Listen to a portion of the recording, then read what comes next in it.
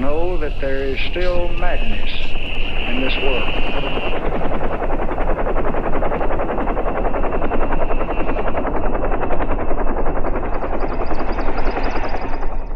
For we have children to teach, and we have sick to be cured, and we have men to be freed.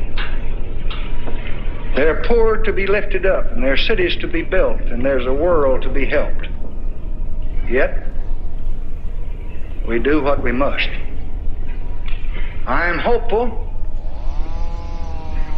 and I will try with best I can with everything I've got to end this battle and to return our sons to their desires.